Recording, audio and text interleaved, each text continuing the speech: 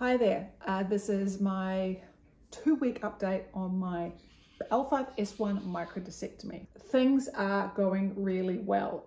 Every day there's been a small improvement in the use of my foot, the muscles getting used to things, the tendons kind of calming down.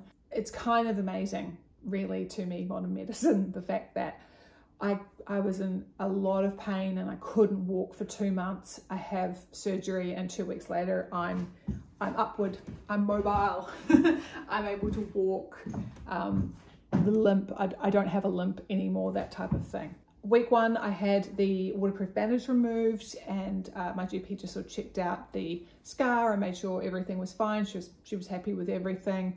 I would say my progress over the first week was slow and steady, but this last week, the second week, has been remarkable. I really have felt that I've gotten the use of my toe and the ball of my foot back, that I'm able to stand on them quite comfortably, that I'm able to do a proper heel strike and roll through, which is fantastic. So I've worn sneakers for the first time in the last week. I tried to wear sneakers before and it was way too painful on mainly the muscles that hadn't been used for a while. My arch was just like having conniptions at me. So last time I had mentioned the atrophy I'd had in the quad and in the calf. They're pretty much back to where they were. Maybe there's a bit of atrophy there, but I do not notice pain with them when I'm walking. The pain that I have now is more mechanical from using the foot after not using it for so long. And I notice my foot gets sore as in I've walked, gone hiking or something. It really feels that at the end of the day, whereas the other one doesn't.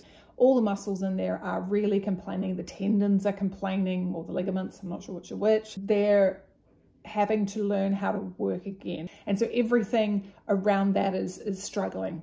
From that plantar area and the arch of my foot to the tendons on the top, and even that area underneath your toes, which gives you so much balance. Everything's just feeling it a little bit by the end of the day.